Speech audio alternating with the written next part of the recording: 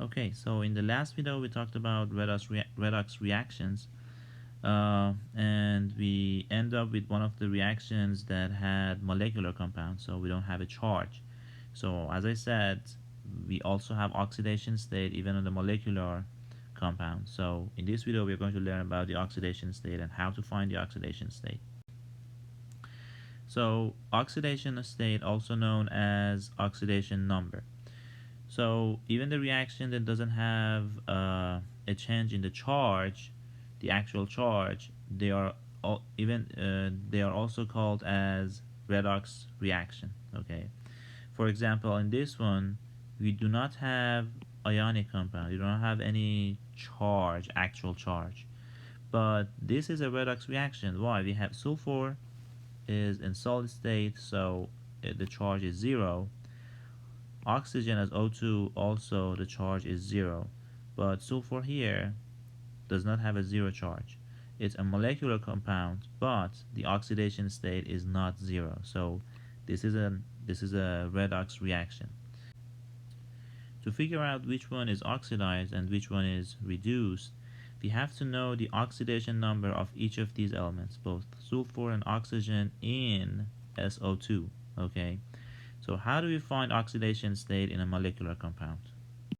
There are some rules that if you follow them, you can find the oxidation state of any element in any molecular compound. So the first one is that any free element has oxidation state of 0, and free element is like the standard state of that element, and the standard state for most of the metals is just a solid form, like aluminum, lithium, sodium. It's just lithium solid, sodium solid, aluminum solid.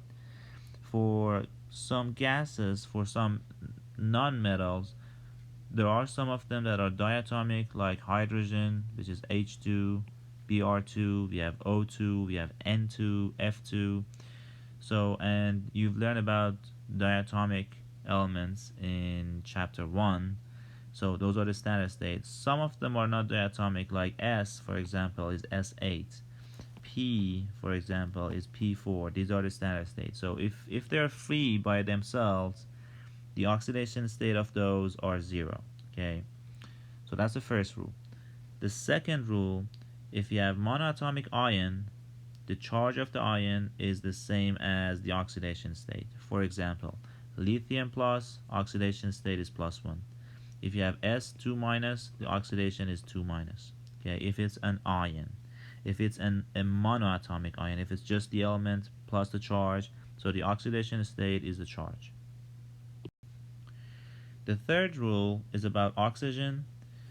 Almost in all cases, and I say almost, not all the cases, oxygen has -2 oxidation state, not charge, -2 oxidation state.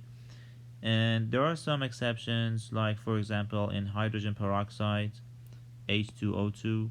So you have you've learned about peroxide even, I think, in the polyatomic ions.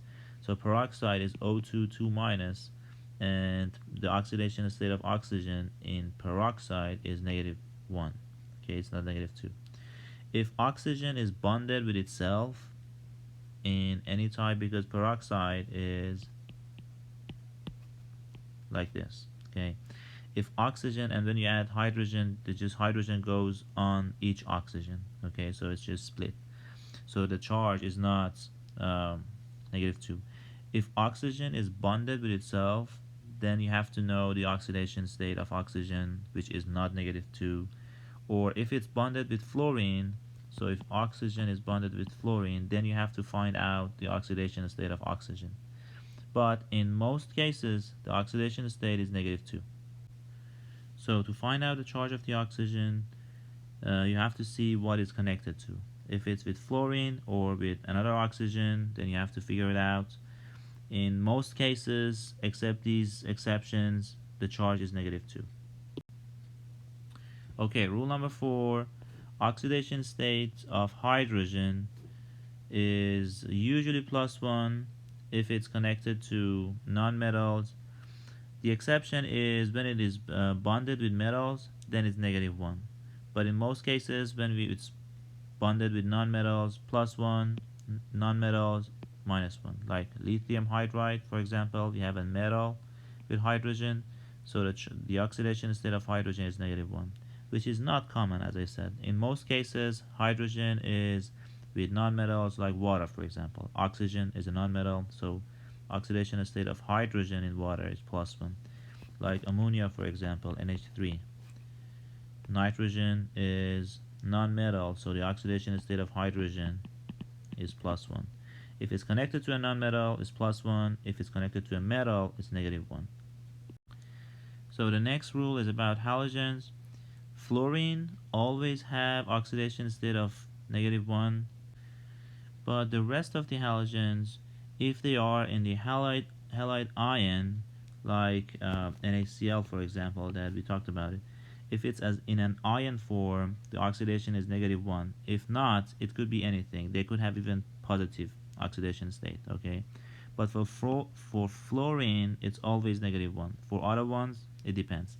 For example, NaF, fluorine is -1. NaCl, chlorine is -1.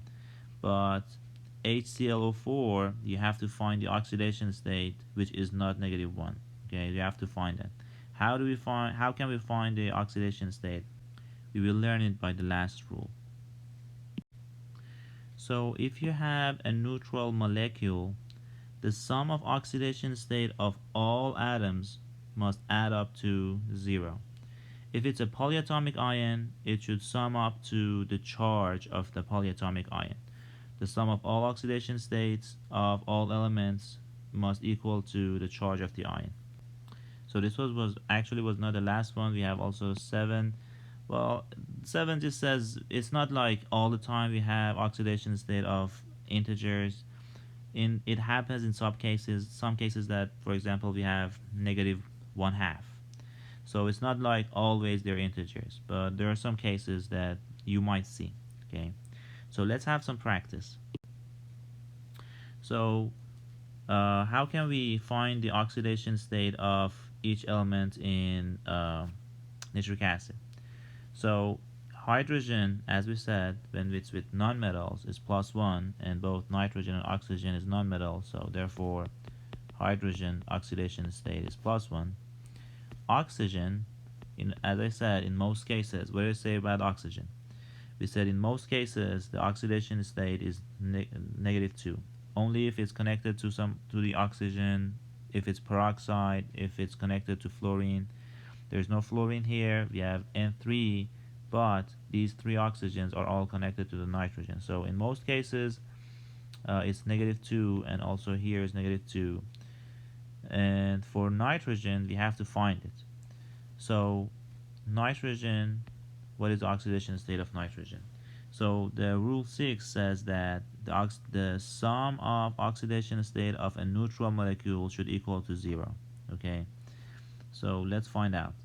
We have 1 hydrogen, and oxidation state of hydrogen is +1, and we have 3 oxygens, and so 3 times oxidation state of oxygen is -2, so 3 times -2, plus the oxidation state of nitrogen, and we have only 1 nitrogen, so plus nitrogen should equal to 0. So this is -6, and +1 makes it -5, plus nitrogen is 0, therefore nitrogen is +5. So oxidation state of nitrogen is not like it's all the time is +5. It could be different. So look at the next example. So in the next example, we have nitrogen and oxygen. So oxidation state of oxygen is -2. Most cases -2 only if it's peroxide or it's with fluorine. So it's -2 here. For nitrogen, so it's a polyatomic ion that the sum of the oxidation state should be equal to the charge. Okay, so we have 1 nitrogen plus we have 2 oxygens, so 2 times -2 equal the charge of the ion, which is -1. Okay, so it's -4. N plus -4 is -1. Therefore, n equal plus 4 minus 1 is plus 3. So you see in this one, n equal plus 3, but in the previous one, n was plus 5. Okay, so it depends. We have to find it. In the last one, fluorine. What did we say about fluorine? Fluorine, the oxidation state of fluorine is always -1. What is the oxidation state of sulfur? So we have 1 sulfur plus 6 times -1, and this should equal to 0 because it's a molecule. It doesn't have any charge, it's neutral, so it should equal to 0. So it's S plus, well, it's actually minus, so it's 6 times -1. So it's 6S minus 6 equals 0. Therefore S